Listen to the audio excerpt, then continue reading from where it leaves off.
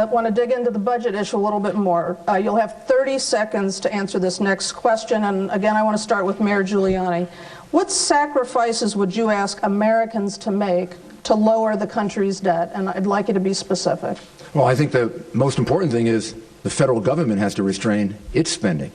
That's the area in which we're hurting ourselves and in which we're creating this problem, national security, economic security, however you define it. The problem is not the American people.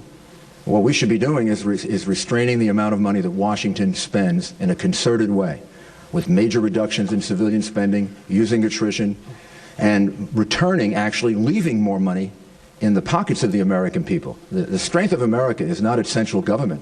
The strength of America are its people. Restrain the central government, give people more choice, more money to spend. We're going to see our economy booming. That's the kind of future where we can have unlimited dreams.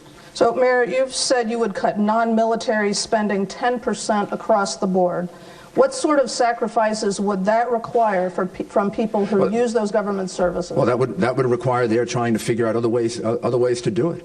I mean, rather than moving in the direction of more people on government medicine, I'd rather see us reduce the income tax burden, create an exemption for health care so people can buy their own health care.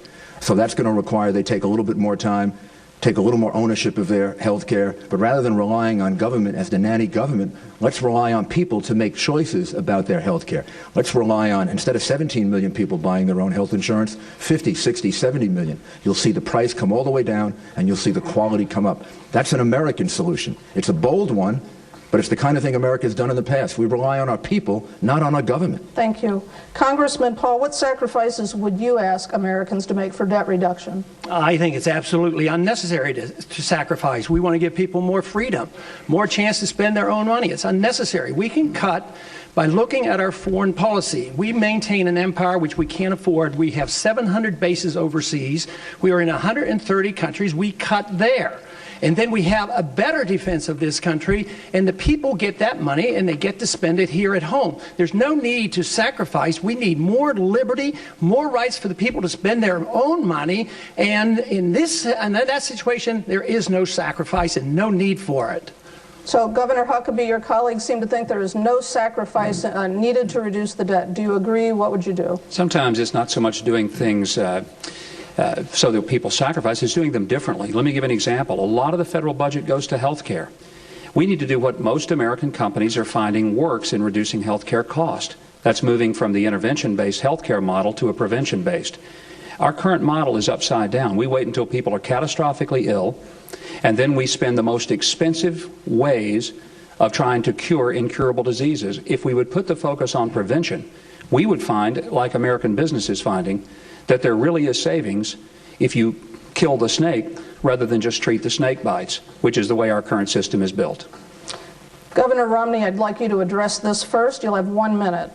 Are there programs or situations that are so important that you'd be willing to run a deficit to pay for them? Well, we don't have to run a deficit to pay for the things that are most important because we can eliminate the things that aren't critical. You know, in the private sector, where I spent the first 25 years of my life and most of my career, you learn how to focus on the things that are most important and you get rid of the things that aren't. We have in the federal government 342 different economic development programs, often administered by different departments. We don't need 342. We probably don't need 100 of those. We probably need a lot fewer than that. We have 40 different programs for workforce training. There are probably 5 or 6 that are really working, and a lot that are not working terribly well. We can get rid of some of those.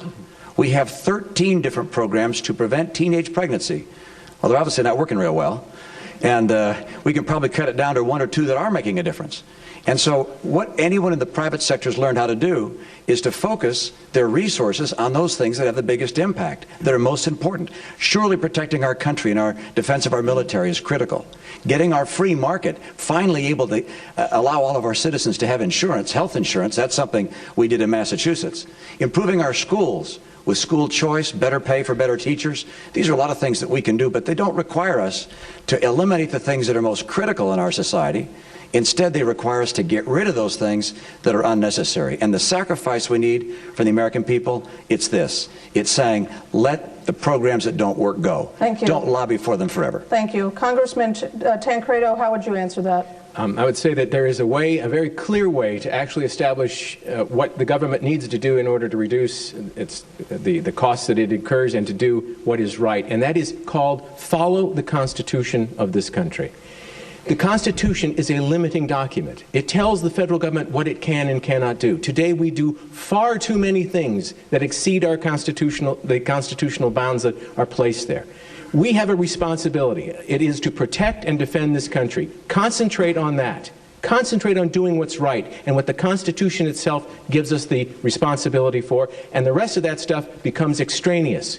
And honestly, if you think about it, if you ask America, what would you do, what would you sacrifice, the one thing I would say is this: don't ask the government for womb-to-tomb protection for your life, to build a bubble around you, because all of that will cost a humongous amount of money, and money that we don't have, but we will respond to you. Politicians will do it because they want the votes.